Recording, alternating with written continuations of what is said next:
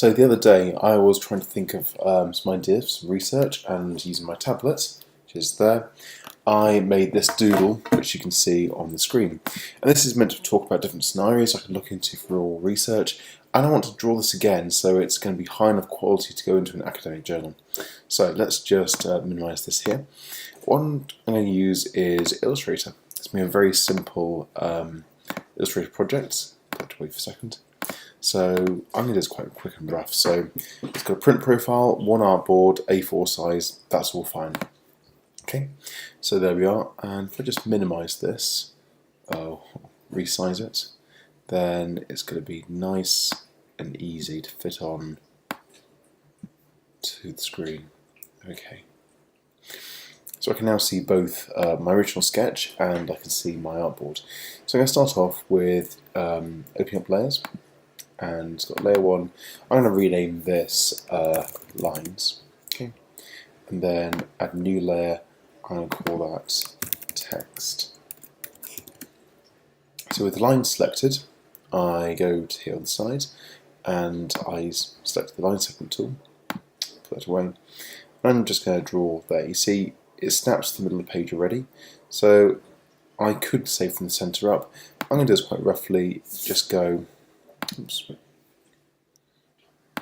just draw a line up and release. So there I have a line on the page. It's not overly interesting, so I'm going to make this a bit bigger. Let's say about 4 points, 3 points. Now the reason why I'm doing it zoomed out is because this is how it's going to look when I have the whole page. I'm just getting a bit of a feel for it. Now I would like some arrowheads on top of this. So I could take my line, I could try and draw some in, but a better way is click on the item itself, click on stroke. You might end up seeing this very limited view. It's not a problem. On the drop down here, just say show options and you can see a lot more. And you have the arrowheads, which is the start and the end point. So drop down, we've got a whole lot of different options. I quite like the look of arrowheads number 3 actually. Let's go to number 3. And let's do the same there. So I've just added arrowheads, so it's nice and simple. And that is one graphic itself. So I'm going to copy that and paste it. Holding down Shift, take my mouse near the corner, take this, rotate it around 90 degrees, and I'm going to take this. You see it snaps and snaps, so that is actually now a nice intersection. So we've got a nice view. So I want to put some text in now. So I go to the text layer, and by the way you can just see that those lines are there. So text layer has been selected, click on text, and I can just drop this here. So top one is called social. Let's make that center. Let's take this to be a bigger size, I think size 24. Let's say 36. And the font, let's go for Helvetica because it's the default one everyone just snaps to because it looks good. Well, I can never spell it. So dyslexia is fantastic. Oh, got dyslexia regular. Could use that. I'll stick to Helvetica. So we have Helvetica new, and I'm going to put this as bold. It's a main category. But looking at this now, I think actually it'd look nicer if this was longer. So just make it bigger. I'm going to take this, make sure it's all intersecting at the right level. So that kind of layout. Take this, and if we just take this, see it snaps? There. So copy, paste. I'm going to call that the personal. Okay. Copy, paste. Now we have a option here. How do I get that in there? Let's just go for immersive. It's a bit too big, that's okay. Just take this and resize it. As with most of these tutorials, I'm doing this completely on the fly, and that I'm not thinking things out quite as much in advance as I possibly could, but that's completely fine. reflective. Right, how does that look? I think that actually looks, it's okay. It'll do the job. Maybe we could move that to the side there to make it more equal. No, I think we've done a good enough job here. And the good thing is that we take this, you see that how they are aligned. So we've got nice, regular. And if we wanted more space, we could say take that below. That gives it a different kind of feel. Is that the feel we're going for? Could actually even say, let's take that there. Left orientate. Let's take this there. Right orientate. Right align. I think actually, if we go back, it was better how it was. So I'm gonna stop there, and I think that's going to be the main titles. So we need to finish this off. Actually, no. I'm going to extend this to about there. Once again, take this. There we go. Now, I realise that that's going to be titles. Okay. Make a new layer.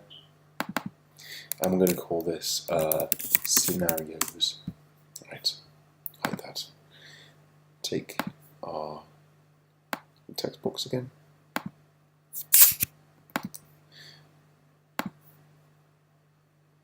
Draw out the box, and this time make it much smaller, so maybe size 15. Definitely left aligned. This is virtual shopping mall. Shopping environments. We're not going to be a slave to our original idea. And the colour, I'm going to do a drop down here. I'm going to go for red because I think that the contrast is quite good. Size, it looks like it may be a bit bigger, so let's go for size 20. And I'm pretty happy with that. Let's resize this, but let's try and clip it. Yeah.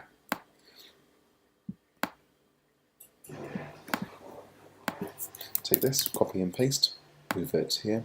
You can see just snapping along. You know, you could do proper alignment here, but you know what? This is a very simple idea. Don't really need to. This is going to be augmented reality interfaces. And again, I just want to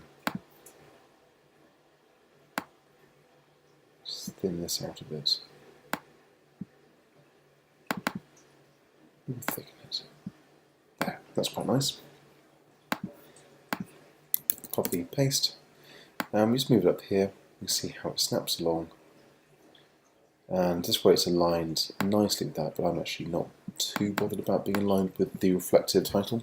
So, social media enhanced shopping. Not sure what that means yet, it's just a kind of rough idea.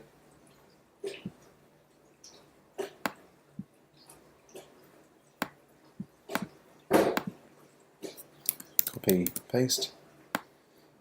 And here we've got the opportunity to align both of them, as we see we have there. And the last one is seamless multi-channel in the home. Right, so we now have our basic diagram. It's not maybe the most attractive, but looking at this we think, well, what do we want to do differently? Or maybe make these right aligned so that that gets the left aligned, and let's move both these higher